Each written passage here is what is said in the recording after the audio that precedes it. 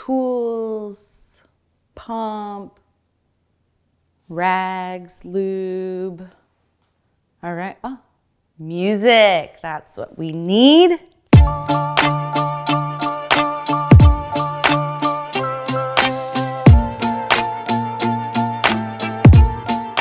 If you're living in the Northern Hemisphere like myself, then either your bike's in storage, not been touched for a long time, or it's looking like this guy here and it's in dire need of some attention because we've been riding all winter long.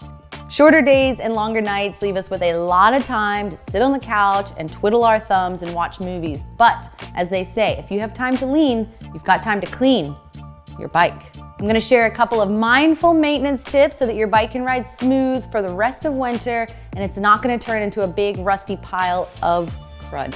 First little tip, I always like to wear black because you're gonna get grease on everything. So black on black on black. Step 2, start with a clean bike because it's gonna keep your workspace a lot tidier and you can really see what's going on with the bike under all the mud.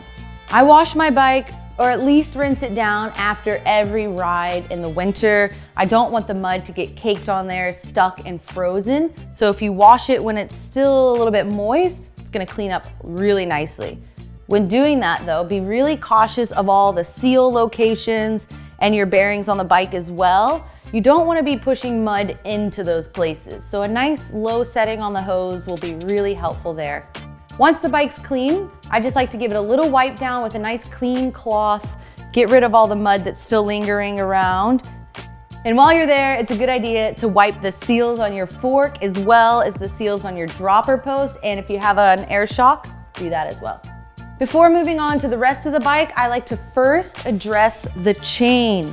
You don't want to forget to lube the chain, so try to do it as soon as you've cleaned the bike. And now's a good time to get really up close and personal with your chain. You've always wanted to count how many chain links are in there, so count them up. Clean every single individual one because the water and the grime that's stuck in between those little rollers, that's what's wearing the chain down very quickly and more prematurely than the rest of your drivetrain. This is pretty much the only time of year I'll use wet lube, but you can use it anytime, anywhere. It just requires a little bit more maintenance on the drivetrain than dry lube.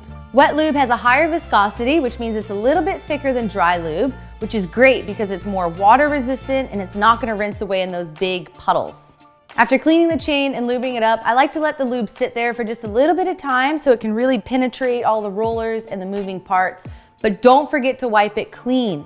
Any little extra lube on there is just gonna pick up grime and dirt and dust later on.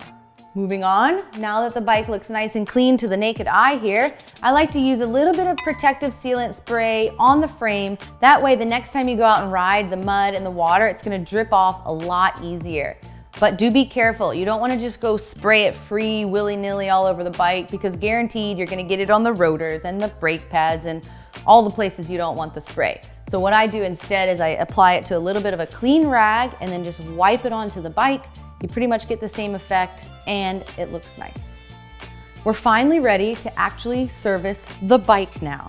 So what I do is a little helpful reminder for myself to make sure I'm not missing any bolts is I do a little bit of an M pattern on the bike when I'm just going through checking the bolts, but do make sure to use a torque wrench, especially on the really fancy and delicate parts like carbon handlebars, frames, all those pieces that you don't want to over torque or else you're going to break something. And those parts, quite expensive. Starting at the front, we're going to do the axles, the brake adapter. Moving up, we're moving on to the stem, the handlebars, all the pieces on that part of the bike. Then we're going on towards the pivot bolts, the seat post, pretty much everything. If there's a little bolt on there to tighten, best to make sure you tighten it. Don't want something falling off on your next ride. Specific things I'm looking for when I'm doing the bolt check and checking out other parts on the bike, I like to check the tread on the tire. Make sure you've got lots of nice grippy tire tread for this time of year. Also a good time to just quickly check the spokes on your wheels. It's something that we don't look at often. Barely anybody touches those parts, but now's a good time. Just do a quick little finger tighten, make sure everything's nice and snug. When topping up the sealant in the tires, what I like to do is just use a little sealant bottle with a really small hole on the end, and then I will take out the valve core center and insert the sealant there.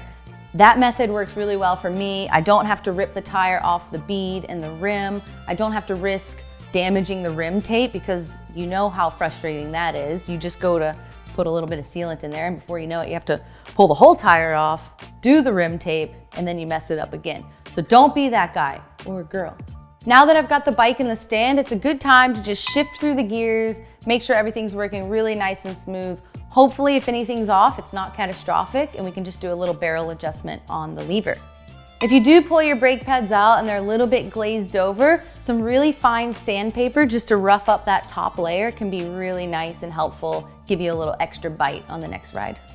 And if there's not enough meat on the brake pad to stick out further than the fin, then you can pretty much guarantee you're on the last life of those brake pads. Probably time to swap them over.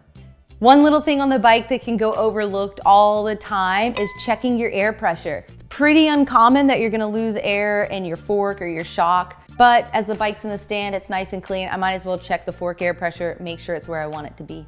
As it's winter time and there's a lot of junk that gets up into our bottom bracket and our headsets, I'm gonna take this opportunity just to take it apart, give it a quick little clean, re-grease it, smack it back together.